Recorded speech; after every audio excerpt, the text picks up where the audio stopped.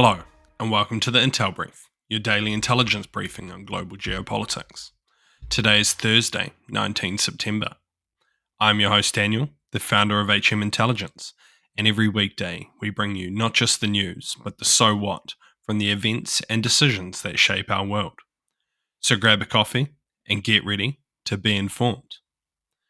In today's update, we'll be covering the opposition was coerced into recognizing the Maduro win in Venezuela. Global police sting topples ghost criminal messaging app.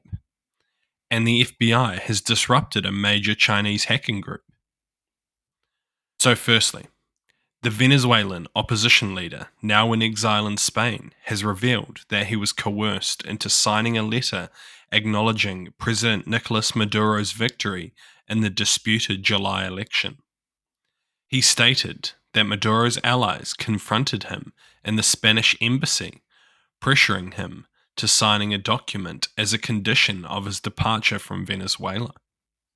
He described the encounter as involving intense coercion, blackmail and threats, and involved key figures such as the vice president and the assembly president, which were involved in pressuring him.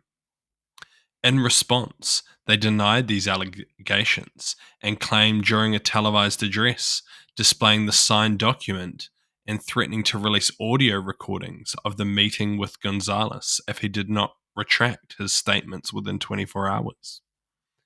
The election remains highly contentious, with the United States recognizing Gonzalez, the opposition leader, as the winner, while Spain and other EU countries refuse to accept Maduro's victory. Observers continue to call for full disclosure of voting tally sheets, and a recent United Nations report highlighted that Maduro's government had increased repression to maintain power following the disputed vote. So what? It is unsurprising that Maduro's team would want to get some form of official document signed as part of an agreement to allow the opposition to leave the country. Even if it cannot be used very effectively on the international stage to claim legitimacy, it could be used locally to much greater effect. Regardless of the document, it is highly unlikely that the majority of the international community will change their position on the Maduro government and the election, and for good reason. And next, Australian and international police have dismantled Ghost, an encrypted communications platform used by criminal organizations for drug trafficking, money laundering, and other violent crimes. The platform, marketed as a secure and unhackable app, allowed criminals worldwide to communicate discreetly. Law enforcement agencies, including Europol, monitored Ghost's messages for months, preventing planned violent crimes, and led to 51 arrests so far, including 38 in Australia. The platform's servers, which were located in France and Iceland, and its financial resources were tracked to the US. The alleged creator, a 32-year-old Australian with no prior criminal record, was arrested and charged with creating ghosts specifically for the criminal underworld.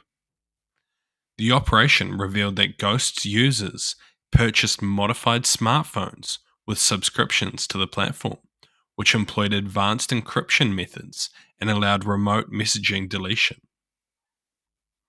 Despite the security measures, authorities infiltrated the network in 2022 after accessing a vulnerability during a routine update, enabling them to monitor communications and thwart criminal activities, including planned murders and kidnappings. The global operation led to the seizure of narcotics, weapons, and over €1 million in cash, with authorities emphasizing that Ghost was used exclusively by criminal enterprises. This takedown follows similar operations over encrypted platforms such as EncroChat, Sky ECC, and Anom, marking another significant blow to organized crime's use of secure communications. So what? As stated, this isn't the first highly encrypted app used by criminals to be disrupted. And when looking at it from a criminal's point of view, it shows the risks in encrypted communication, as it gives you a heightened level of trust in the platform and can lead to you throwing away or changing other security measures that you might otherwise take.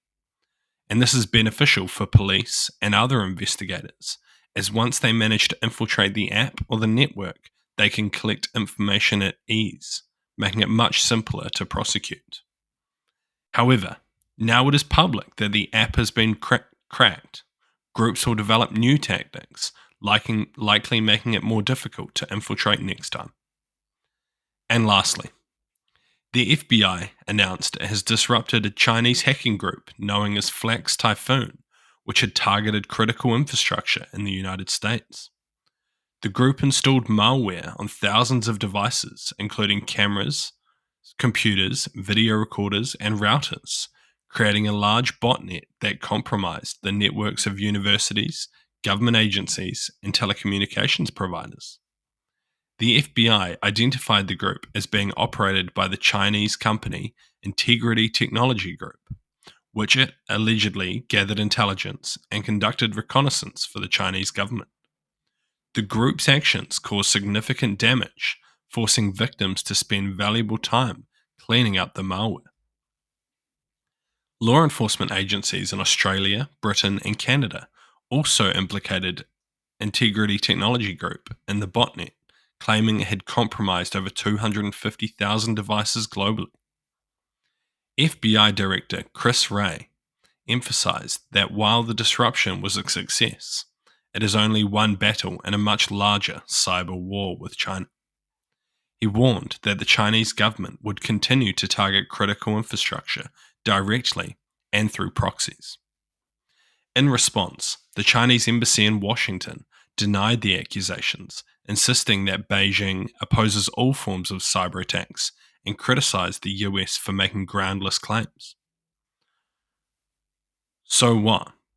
This is an integral part of hostile states' grey zone activities, as demonstrated by China's response, where they can just deny any form of association to these groups. Regardless of their response, it is highly likely that Chinese intelligence was, at a minimum, aware of their activities, and likely that they influenced the group's targets directly, if not had full control. Due to the levels of control that Chinese security services have over the internet and the general population in China, it is highly unlikely that a large hacking group can operate within the country without detection. Thank you for listening to the Intel Brief, your daily intelligence briefing on global geopolitics, brought to you by HM Intelligence. If you want to support the podcast, tell your friends to help them stay informed, or leave us a 5-star review. And if you want to learn more about intelligence, why not take one of our courses? They're all online, self-paced, and affordable. Thank you for listening. I've been your host, Daniel, and I'll see you next time.